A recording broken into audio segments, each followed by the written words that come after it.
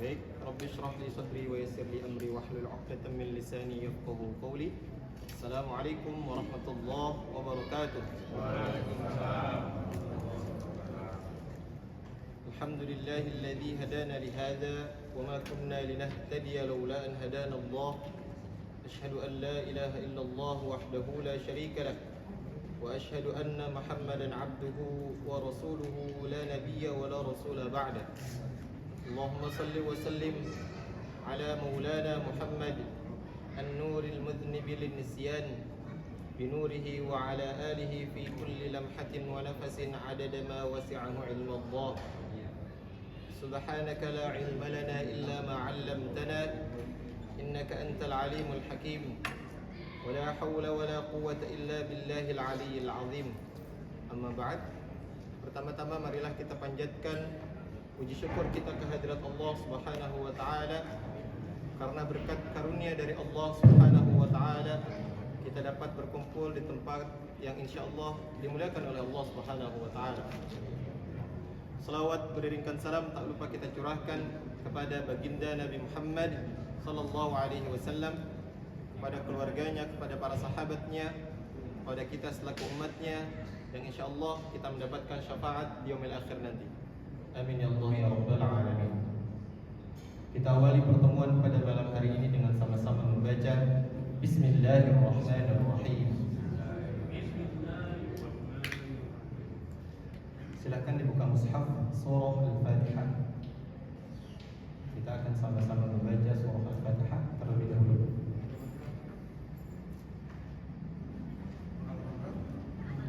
Surah Al-Fatihah.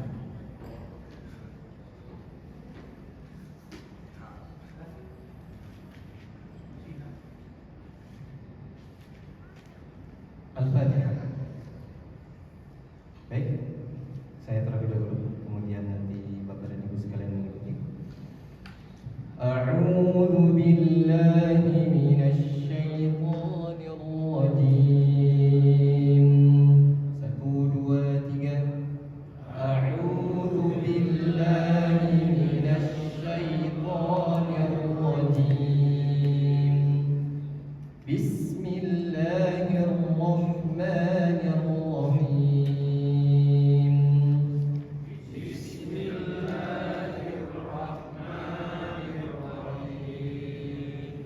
Alhamdulillahi rabbil alamin.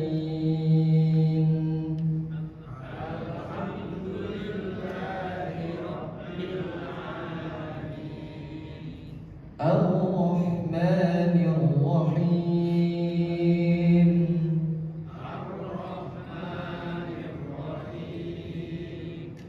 Maliki yaumiddin.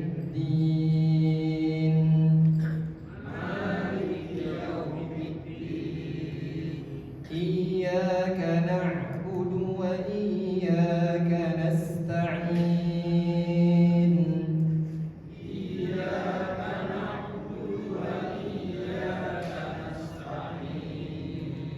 Ihdinas siratal mustaqim.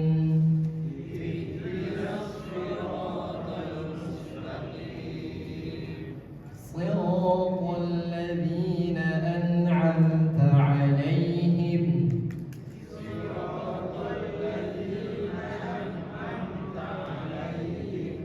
ghairil maghdubi 'alaihim waladdallin.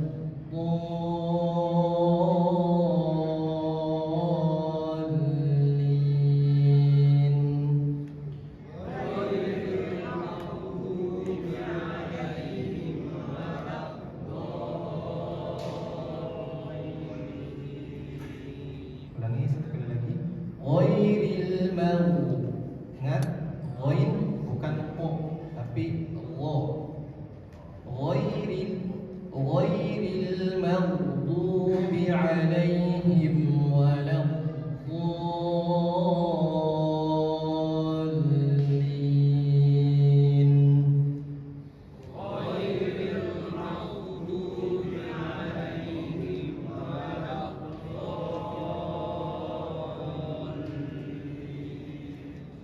Alhamdulillahirabbil alamin.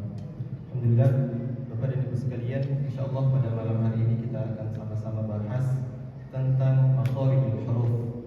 Mungkin sudah tidak asing di telinga Bapak dan Ibu tentang makharijul huruf, tetapi nanti insyaallah kita akan juga aplikasikan kepada huruf-huruf hijaiyah, di mana letak keluarnya dan bagaimana bunyinya.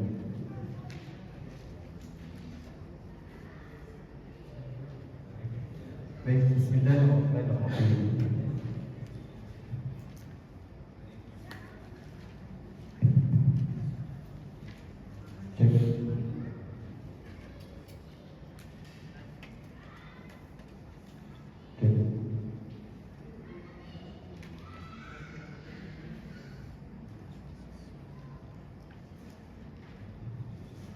Pertama kita harus pahami terlebih dahulu apa itu makharijul huruf.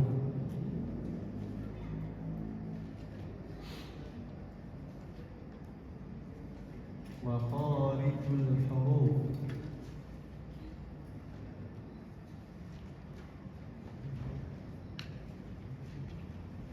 atau dalam bahasa Arabnya makharijul huruf.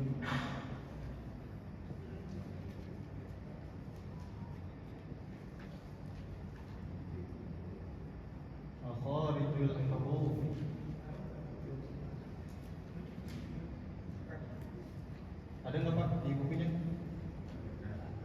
Di buku nggak ada. Nggak apa-apa. Sekarang perhatikan, makharij ini adalah bentuk jamak. Kalau Bapak dan Ibu belajar bahasa Arab, ada namanya mufrad, ada namanya mutsanna, dan ada namanya jamak. Apa bentuk mufradnya? Bentuk mufradnya adalah makhraj. Makhrajun artinya adalah tempat keluar.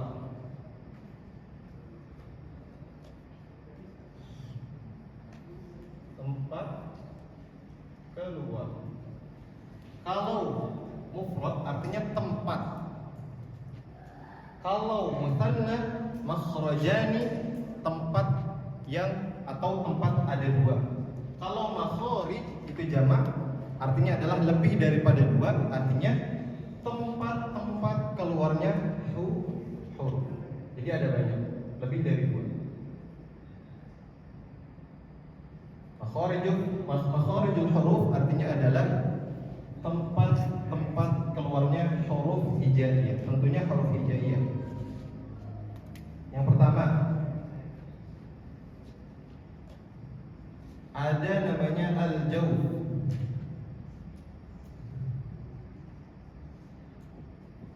Al-jawf atau dalam bahasa Indonesianya adalah rongga mulut.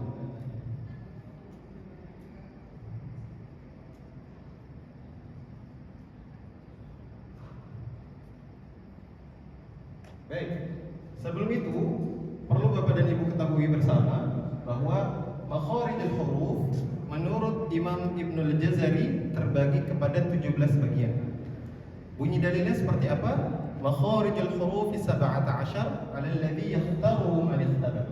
Tetapi pada kesempatan yang berbahagia ini insyaallah saya akan ringkas makharijul huruf kepada 5 bagian. Pada 5 bagian.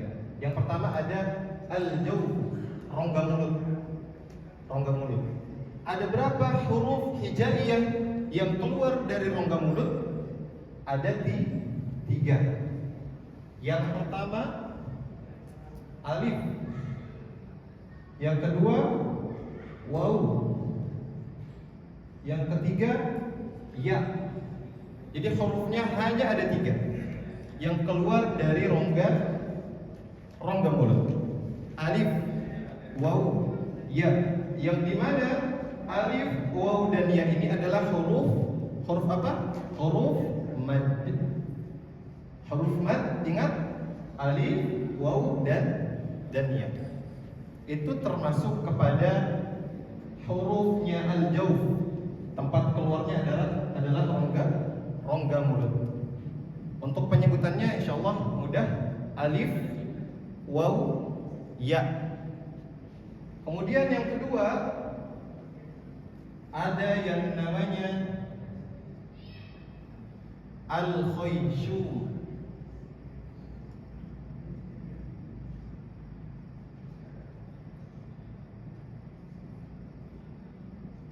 Al-khayshum. Nanti di akhir insyaallah satu-satu kita praktek. Misalkan penyebutan alif bagaimana? Alif, waw, ya. Nanti yang agak susah za, ta, wo. Yang agak susah itu. Baik, sekarang kita lanjut. Al-khayshum.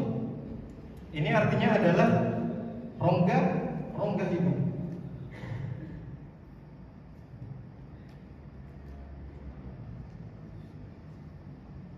Rongga hidung. Hurufnya huruf gunnah. Ada berapa Pak? Huruf gunnah? Ada dua. Apa aja? Mim dan nun yang bertasydid. Mim dan nun yang bertasydid itu keluarnya dari rongga hidung ketika dengungnya. Al-khayshum. Kemudian yang ketiga, gampang ya, mim atau umma, amma, anna, amma, anna. Kemudian yang ketiga ada al-halqu.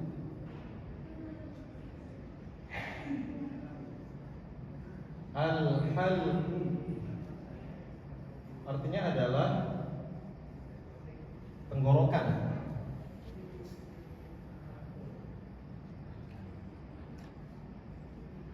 Tenggorokan. Nanti terbagi lagi kepada 3 bagian. Kembali lagi, nanti terbagi menjadi 3 bagian. Yang pertama ada aqsal halqi.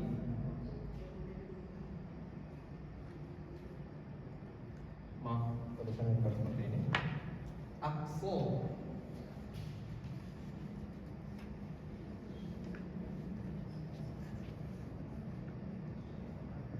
Aqsal al-halqi.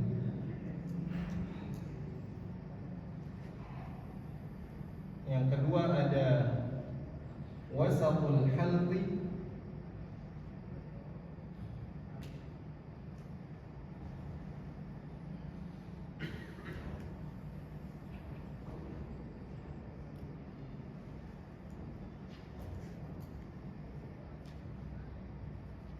Yang ketiga ada adnal halqi. Kita sambil tulis ya. Nanti setelah ini insyaallah akan praktek. Adnal halqi. Baik, yang pertama ada aqsal halqi. Hurufnya apa saja yang keluar sebelumnya, artinya adalah aqsal halqi adalah pangkal tenggorokan. Pangkal ini tenggorokan artinya.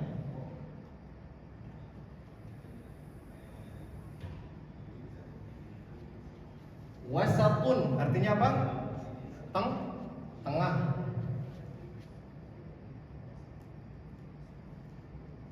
Wasatul halqi artinya adalah tengah tenggorokan. Artinya sebelah sini, tengah. Kalau tadi pangkal berarti yang paling jauh daripada mulut. Mulut sebelah sini, pangkal tenggorokan berarti yang paling jauh sebelah sini. Tenggorokan. Nanti huruf-hurufnya kita akan sebutkan. Kemudian yang ketiga ada adnal halqi. Adnal halqi. Yang tadi pangkal, yang tengah, terakhir adalah ujung.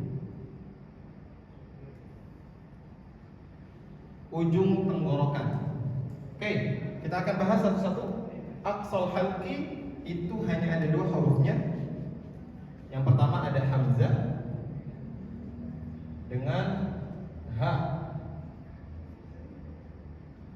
Wasatul halqi, pertengahan tenggorokan, ada ain ha. Ada ain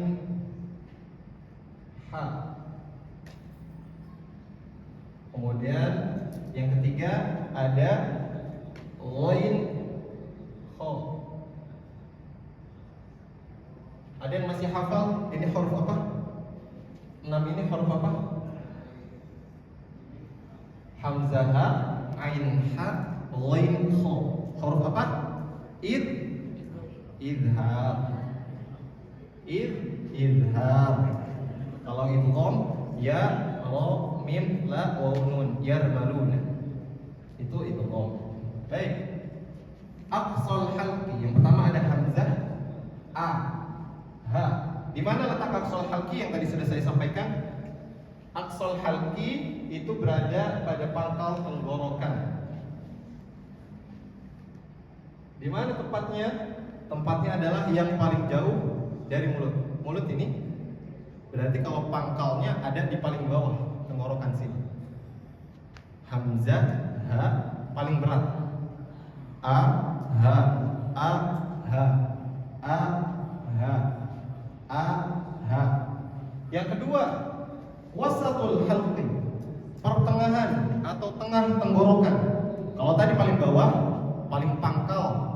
Yang kedua, wasat, tengah, berarti tengah. Ain atau a dengan ha. Makanya ketika Bapak dan Ibu membaca ain, saya suruh tekan sedikit. Supaya apa? Supaya dia itu keluarnya dari tengah tenggorokan, bukan dari mulut.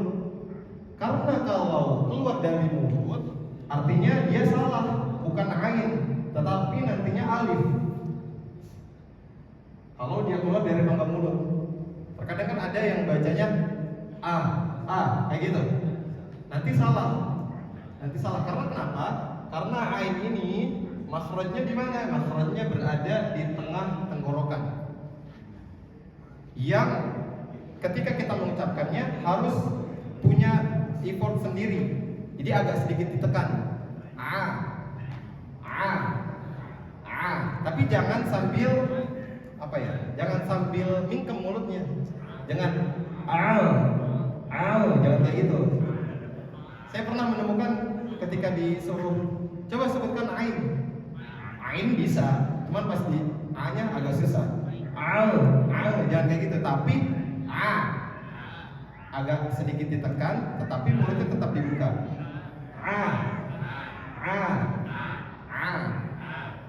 Insya Allah nanti kalau udah terbiasa akan lebih mudah. Sekarang biasakan aja dulu, Kemudian yang terakhir ada adnal halqi, lo dan kho. Ada paling dekat tempatnya, paling dekat dengan mulut. Kalau tadi pertengahan tenggorokan, kalau sekarang paling atas. Tenggorokan bagian atas lebih dekat kepada mulut. Makanya ketika menyebutkan atau kita membaca surah Al-Fatihah pada ayat terakhir, ghairi, itu tipis banget. Kalau Bapak dan Ibu bisa merasakan, ghairi itu benar-benar paling atas. Ghairil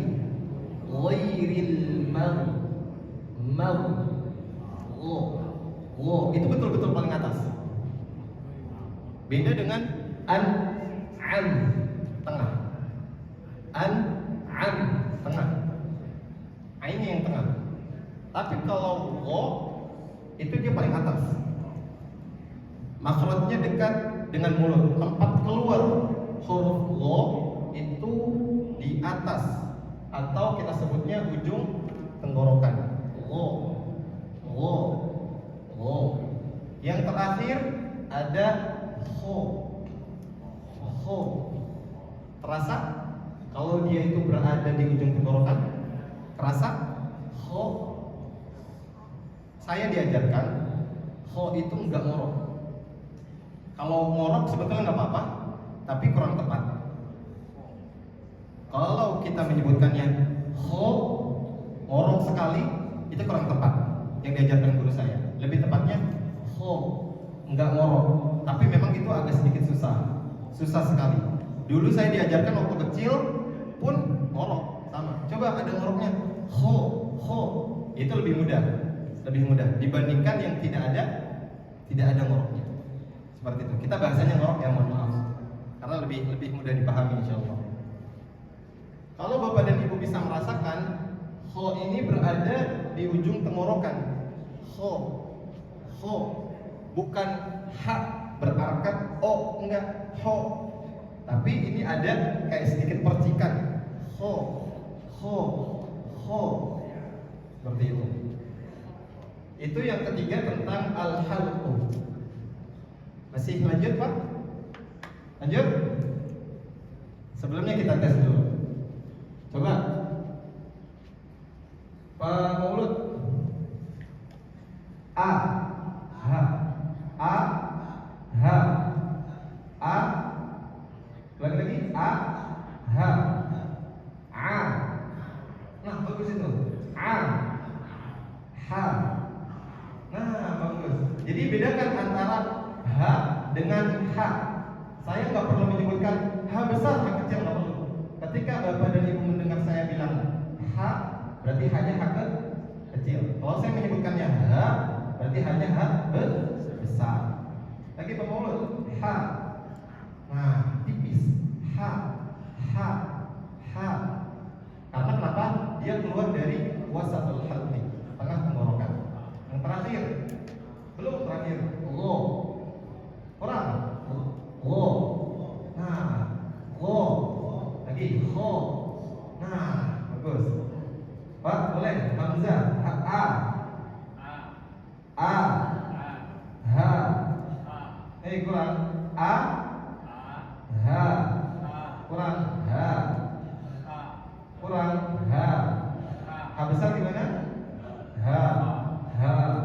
Nah, lagi. A. Ha. A. Kurang. A. Dulu. A. Oke. Ha. Kemudian yang selanjutnya ha. Ha kecil. Ha. Nah, ha. Oke, sekarang coba kita bandingkan. Ha. Oke, saya harus tunjuk berarti. Ini apa, Pak? Kelihatan?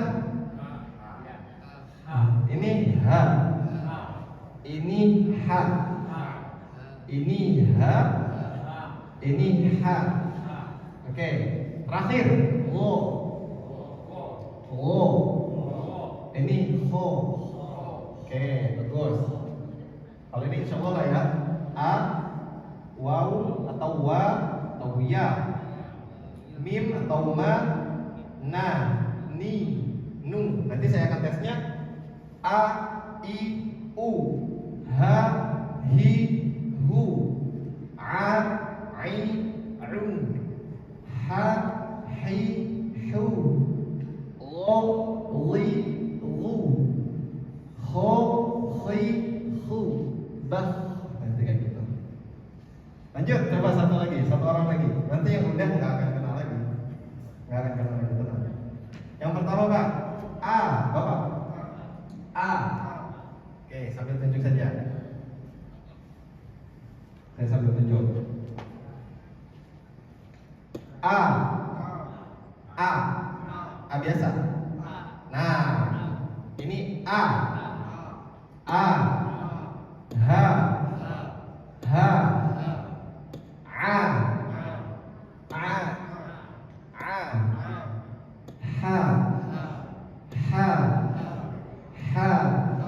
Ada nafas yang keluar sedikit dan tipis. Ha. Alhamdu, bukan alhamdu. Bisa bedakan? Jadi bacanya alhamdu tipis, bukan alhamdu. Ingat, bedakan antara ha dengan ha. Karena kenapa? Makhrajnya beda. Yang ha keluar dari tenggorokan, pangkal tenggorokan. Yang ha keluar dari tengah tenggorokan. Lagi, Pak. Ha. Oke. Lo. Ho. Oke, baik. Lanjut. Masih ada dua lagi. Yang keempat ada al-lisan, lidah. Nah, ini nanti masuk huruf-huruf ta, dzal, yang menyentuh gigi dan lain sebagainya. Baik, yang keempat ada namanya al-lisan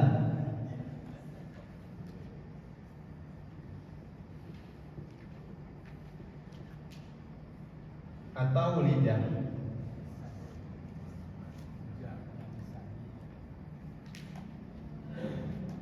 Nah, ini lebih banyak, ada 4 deh. Yang pertama ada aqsal lisan. Yang pertama ada aqsal lisan.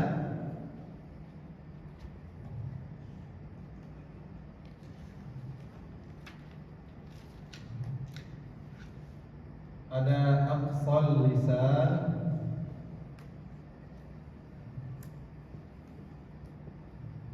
Sama ya, artinya aqsa berarti pangkal. Kemudian yang kedua ada wasatul lisan, sama pertengahan.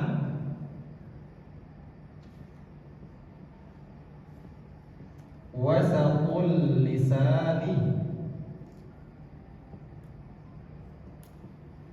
Kemudian yang ketiga ada hafatul lisan.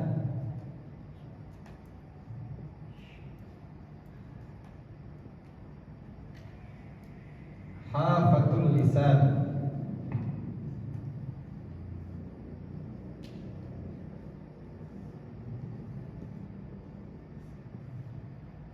Yang terakhir ada taraful lisan.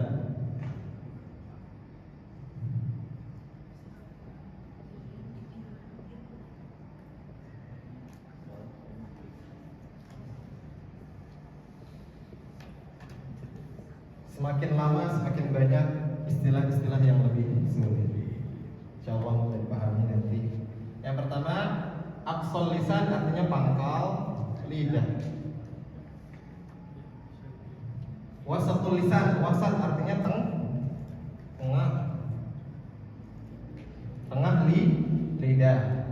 Yang ketiga, hafatul lisan artinya adalah tepi atau pinggir, nggak apa-apa. Tepi lidah. Kemudian yang paling bawah yang terakhir, taraful lisan artinya ujung lidah. Baik, kita akan bahas satu-satu. Aqsal lisan yang pertama, di dalam kitab Muqaddimah Ibnul Jazari dikatakan bahwa aqsal lisani wal qaf aqsal lisani fawqa tsummal kaf. Artinya adalah huruf dari pangkal lidah itu ada 2. Yang pertama ada qaf dan ada kaf. Ada qaf dan kaf. Kembali lagi, yang namanya pangkal itu dia paling jauh. Berarti kalau pangkal lidah berarti dia yang paling dalam. Kalau misalkan ujung lidahnya ini misalkan ujung lidah, berarti pangkal lidahnya sebelah sini nih, sebelah sini. Nah, qaf ini artinya adalah dia keluar daripada pangkal lidah, yang artinya adalah persentuhan antara pangkal lidah dengan langit-langit yang keras. Jadi pangkal ingat paling dalam, dia agak sedikit terangkat. Ini nih yang harusnya kan kalau misalkan kita za atau ta, ini yang terangkat ujung. Tapi ketika kita menyebutkan qaf, itu pangkalnya yang terangkat.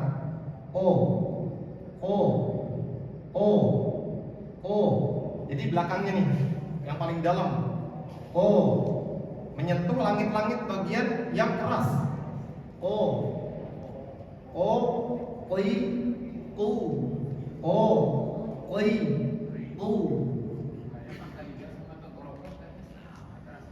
Terasanya ya. Saya nggak ada miniatur untuk ininya sih. Nggak ada miniatur mulut ya. Miniatur mulut. Jadi susah menunjukkannya. Jadi ini sederhana saja.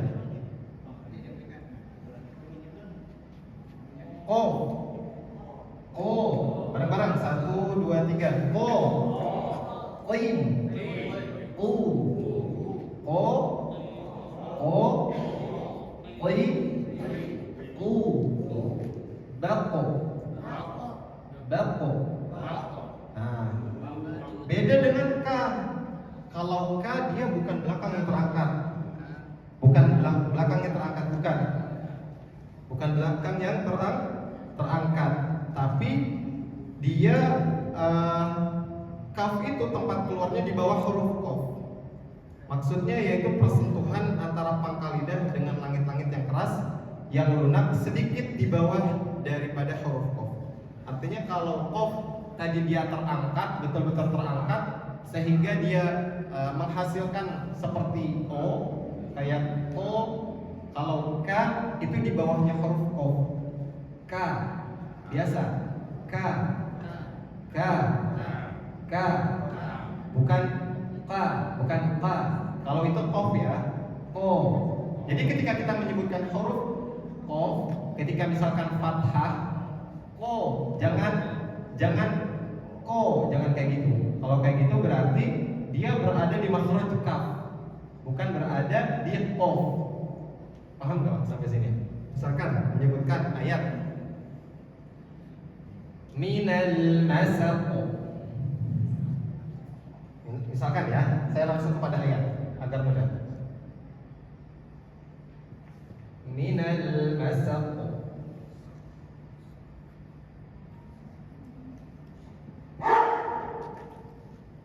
Ini kokolah. Minal masaq. Bedakan ya. Yang pertama nih, saya bacakan. Minal masaq dengan minal masaq. Yang mana yang betul? Yang pertama. Jadi dia agak sedikit terangkat dulu lidahnya, pangkal lidahnya. Masaq. Jadi ada ada itunya. Baik. Beda dengan minal masaq. Beda. Atau kita menyebutkan kitabaka atau kitabarabbu, atau misalkan rabbuka, rabbuki deh, rabbuki, misalkan seperti itu. Yang betul, yang bacaan saya yang mana? Yang pertama atau yang kedua? Nih, yang pertama rabbuki atau rabbuki. Yang pertama. Jadi bisa membedakan ya antara ka dengan o. Jadi kalau o ada dia terangkat pangkal lidahnya sehingga menyentuh langit-langit bagian atas. Rabbuki bukan rabbuki. Rabbuki bukan rabbuki. Kalau rabbuki berarti dia pakai qaf dan itu gak ada artinya. Seperti itu. Jadi huruf qaf itu di atasnya huruf kaf, harus bisa membedakan. Kemudian yang kedua ada wasatul lisan, pertengahan lidah. Pertengahan lidah ini hurufnya adalah sodun wa zayun sinu atau huruf sofir. Mohon maaf, shin, jim dan ya. Shin,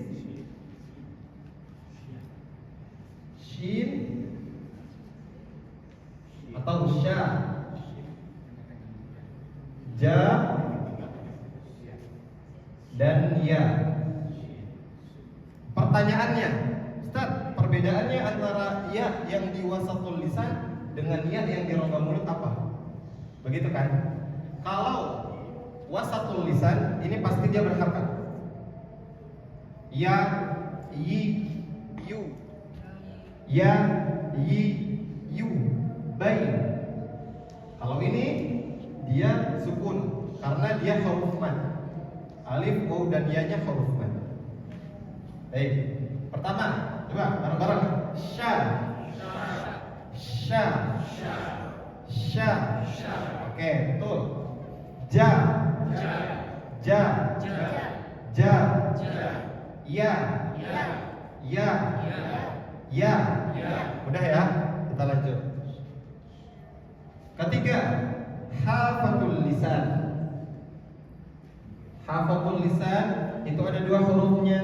Yang pertama ada bo dan la. Bo dan la. Baik. Jadi huruf bo dan huruf la, lam ini keluar dari tepi lidah. Kalau huruf bo ini keluar dari pangkal sisi lidah bagian dalam yang memanjang sampai ujung sisi lidah, dan dia menyentuh gigi geraham baik yang kanan maupun yang kiri. Contoh, bo, coba rasakan, dia pasti menyentuh gigi geraham mau kanan mau kiri, bebas. Bo, bo, bo.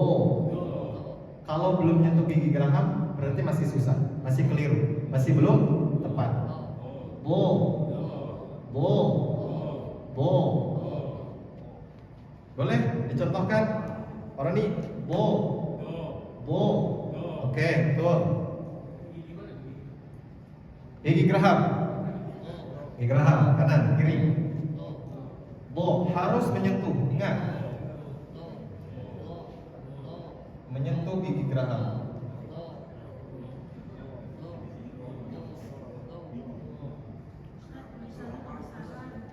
Yang mana, Bu?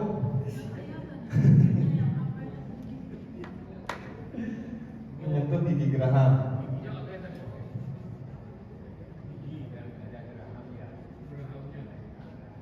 Apa tulisnya kekecilan ya, Bu?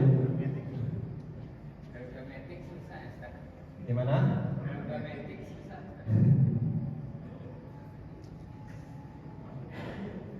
Menyentuh gigi geraham.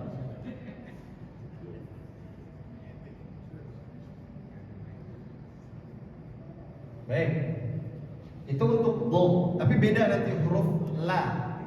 Huruf la, lam, la, li, lu, bal, bal. Huruf lam itu dia tepi ujung lidah, jadi bukan pangkal ya. Kalau tadi do itu pangkal, tepi lidah. Kalau huruf la ini ujung sisi, ujung tepi yang menyentuh apa? Langit-langit yang mendekati gusi gigi seri. Gigi seri mana? Dua di atas.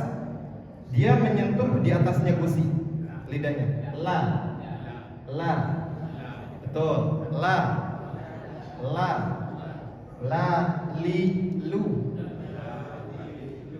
bal. Nah, baik, kita dengarkan azan terlebih dahulu.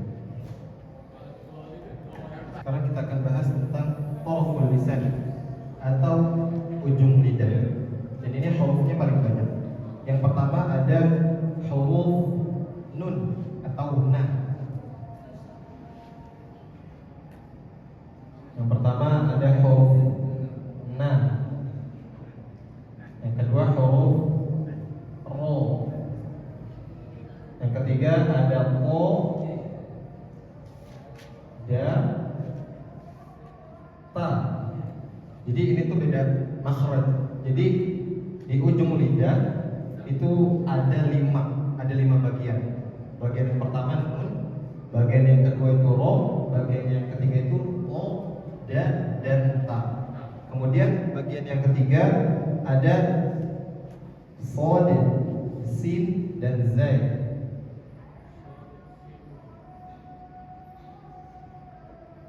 Dan sod,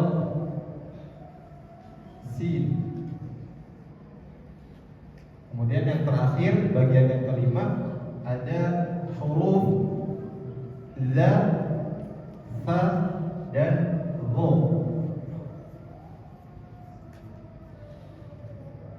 Za, fa, dan dho. Yang pertama, nah, ujung lidah menyentuh langit-langit bagian atas mendekati gusi juga, gusi gigi seri. Nah, ni, nu. Lidahnya harus nyentuh ya. Na, ni, nu. Kerasa nggak nyentuh ujung lidahnya dengan langit-langit atas? Harus dirasakan. Kemudian yang kedua, ro. Ro. Nah, dia ini ujung lidah juga. Ro, ujung lidah juga bersentuhan dengan langit-langit bagian atas juga, mendekati gusi gigi seri yang depan, yang atas. Ro. Kemudian kenapa ada getaran atau ro seperti itu? Karena dia memiliki sifat yang namanya takrir. Takrir artinya adalah pengulangan. Jadi dia punya sifat yang namanya pengulangan. Ro. Ro. Ingat, lidahnya harus nempel ke langit-langit bagian atas. Ro.